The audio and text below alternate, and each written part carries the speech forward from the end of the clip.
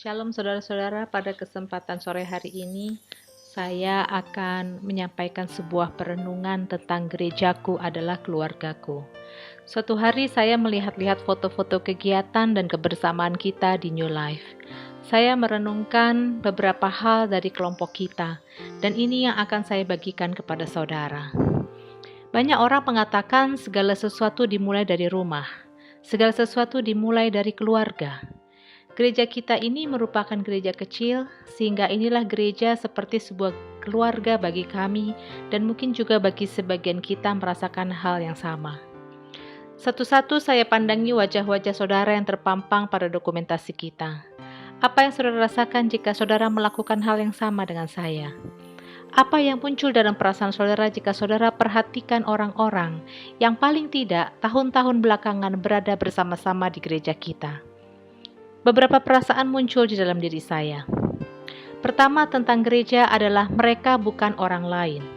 Mereka, gereja, bukanlah orang lain yang jauh. Mereka sungguh menyata menjadi sebuah keluarga dekat yang baru terbentuk. Kesedihan mereka adalah kesedihan saya. Kebahagiaan mereka adalah kebahagiaan saya. Kegagalan mereka adalah kegagalan saya. Firman Tuhan mengatakan pada Roma 12 ayat 15, bersukacitalah dengan orang yang bersukacita dan menangislah dengan orang yang menangis. Kemudian ketika saya memandang saudara-saudara dalam gereja, suatu saat saya seperti ditembaki peluru-peluru dari mata saudara. Ada peluru-peluru potensi besar yang tersimpan di dalam diri saudara untuk saudara mempunyai mimpi-mimpi besar, dan Tuhan Allah sangat tahu bahwa saudara mampu mencapainya. Mimpi-mimpi saudara akan menjadi kenyataan yang sungguh-sungguh dapat saudara nikmati. Karena dalam diri kita semua, Allah sudah menaruh potensi, karunia, dan talenta. Mimpi-mimpi gereja ini juga ada di tangan saudara para anggota keluarga gereja. Mereka bukan orang lain. Amsal 17 ayat 17, seorang sahabat menaruh kasih setiap waktu dan menjadi seorang saudara dalam kesukaran. Ketika berpikir tentang sebuah keluarga, sebagian kita mungkin telah mengalami ayat ini terjadi di antara kita. Suatu berkat surgawi dapat memiliki keluarga tidak kandung yang benar-benar terasa seperti keluarga kandung. Ya, karena memang kita semua dari satu kandungan, dilahirkan oleh kandungan darah yang sama, yaitu darah Kristus Yesus. 1 Petrus 1 ayat 18-19 mengatakan, sebab kamu tahu bahwa kamu telah ditebus dari cara hidupmu yang sia-sia, yang kamu warisi dari nenek moyangmu itu, bukan dengan barang yang fana, bukan pula dengan perak atau emas, melainkan dengan darah yang mahal, yaitu darah Kristus yang sama, seperti darah anak domba yang tak bernoda dan tak bercacat. Ketika berpikir tentang sebuah keluarga, mari saudara berpikir sejenak apa yang terjadi dalam sebuah keluarga. Ketika ada anggota rumah kita yang sakit, entah suami, istri, atau anak, atau bahkan seorang pembantu, maka akan terasa keprihatinan melanda hati anggota keluarga yang lainnya. Ketika ada yang bepergian, biasanya akan pulang membawa oleh-oleh, dibagikan kepada seisi rumah. Ketika ada yang lapar, ada yang menyediakan makanan. Ketika mau mandi, jika hanya ada satu kamar mandi, setiap orang harus antri. Dan keluarga selalu diwarnai ada tertawa dan tangis dari waktu ke waktu. Bahkan kadang ada nada-nada tinggi ketika ada yang marah atau sedang kesal. Namun juga ketika kita berpikir sebuah keluarga, ada juga beberapa hal yang tidak umum terjadi dalam sebuah keluarga. Contohnya, ketika ada yang kesal atau marah, serta-merta ia pergi mencari kartu keluarga dan mencoret namanya dari kartu keluarga. Atau ketika ada yang mencubit atau menghukumnya, ia langsung menyatakan, mulai hari ini ia tidak lagi anggota keluarga itu. Hal itu seperti akan terdengar aneh jika terjadi dalam keluarga kita. Ada yang mau bepergian, ia pergi begitu saja tanpa berita. Atau ketika orang tua akan meninggalkan rumah, pergi begitu saja tanpa pesan dan wejangan, sehingga rumahnya berantakan dan menjadi kacau. Itu adalah hal yang langka terjadi dalam sebuah keluarga, bahkan umumnya jangan sampai terjadi. Bila gereja adalah sebuah keluarga, dan yang seperti itu terjadi dalam gereja, maka artinya pola pikir gereja sebagai sebuah keluarga belum terjadi. Saudara-saudara, keluarga gereja hanya dapat dibangun oleh ketulusan dan kemurnian, bukan oleh ambisi dan pencitraan diri.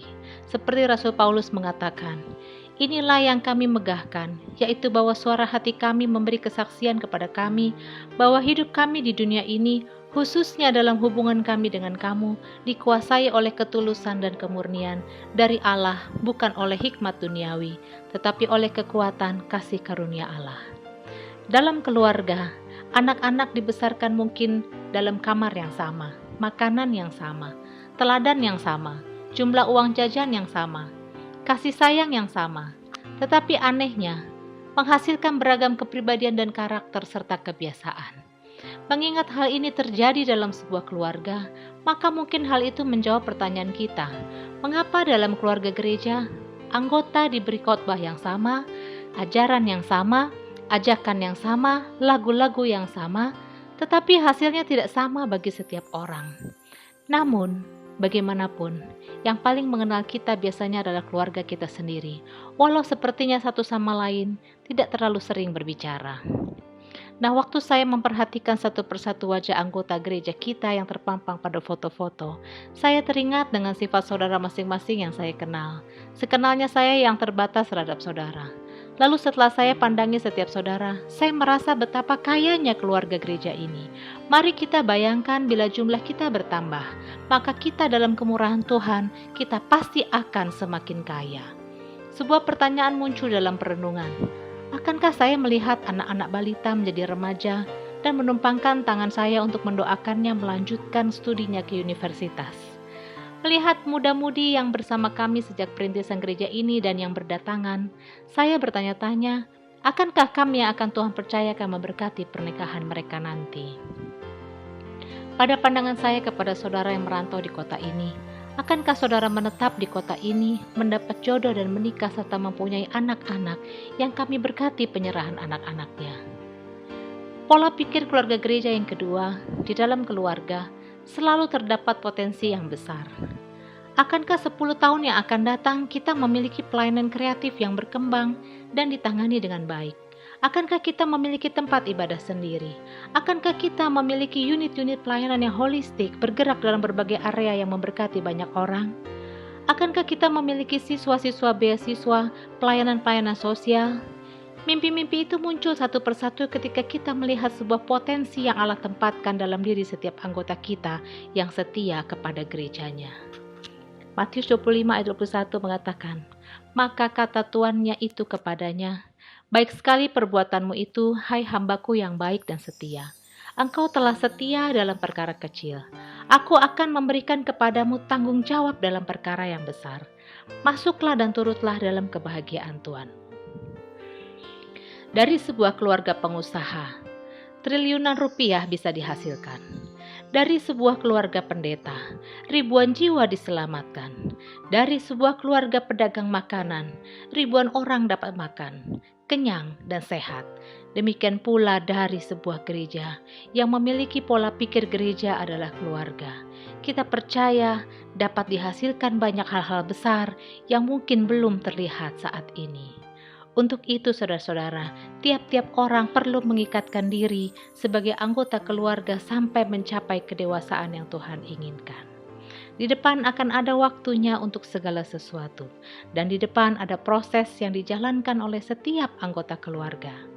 Anak yang gagal dalam sekolah tidak pernah dicoret dari anggota keluarga oleh keluarga mereka. Anak yang berhasil tidak pernah diminta segera pergi dan jangan pernah kembali. Demikian pula di dalam gereja, dengan pola pikir gereja adalah keluarga. Pola pikir ketiga dalam gereja adalah keluarga, jumlah kita akan bertambah. Kisah Para Rasul 2 ayat 46-47. Dengan bertekun dan dengan sehati mereka berkumpul tiap-tiap hari dalam bait Allah. Mereka memecahkan roti di rumah masing-masing secara bergilir dan makan bersama-sama dengan gembira dan dengan tulus hati sambil memuji Allah. Dan mereka disukai semua orang. Dan tiap-tiap hari Tuhan menambah jumlah mereka dengan orang yang diselamatkan.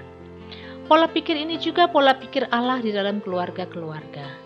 Dari setiap keluarga, dari kitab Kejadian, Allah sudah rancangkan dan serukan untuk beranak cucu memenuhi bumi. Keluarga gereja juga beranak cucu.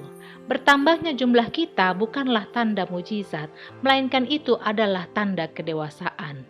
Secara jasmani, yang beranak cucu hanyalah mereka yang sudah dewasa. Mereka yang telah dewasa rohani juga melahirkan anak-anak rohani. Ini bukan keterlibatan yang diminta. Ini terjadi secara alamiah. Ada naluri ingin mempunyai keturunan ketika seseorang mencapai usia dewasa dan menjadi mapan. Demikian jugalah ada keinginan yang tumbuh ketika seseorang mencapai kedewasaan rohani untuk melahirkan jiwa-jiwa baru. Sebagaimana ada kemandulan bagi mereka yang tidak dapat memiliki anak jasmani, demikian juga dalam keluarga gereja, ada kemandulan rohani bagi mereka yang dewasa rohaninya, namun tidak membawa bayi-bayi rohani kepada Tuhan. Dan yang terakhir saudara-saudara, 1 Timotius 5 ayat 8 dari perenungan saya. Tetapi jika ada seorang yang tidak memeliharakan sanak saudaranya, apalagi seisi rumahnya, orang itu murtad dan lebih buruk dari orang yang tidak beriman. Saudara-saudara, di akhir renungan gereja adalah keluarga. Saya mengajak kita mengingat bahwa di dalam keluargalah kita saling memelihara, merawat, dan menjaga agar jangan ada anggota keluarga kita tersakiti, agar jangan anggota keluarga kita mengalami tekanan yang berat. Dan di dalam keluargalah kita saling membela dan menjunjung tinggi, menjaga nama baik anggota keluarga kita. Di dalam keluarga kita bertumbuh baik secara rohani maupun jasmani, bertumbuh dalam hikmat dan kasih. Tuhan dalam kasih-Nya yang besar juga akan bertindak kepada mereka yang memberi andil perbuatan yang merusak atau melukai keluarga gereja. Saudara-saudara, di tengah kondisi terpisah oleh jarak dan waktu di masa pandemi ini, doa saya kiranya kasih Tuhan tetap menyertai kita semua sebagai keluarga Allah di dalam gereja New Life. Tuhan Yesus memberkati kita semua. Amin.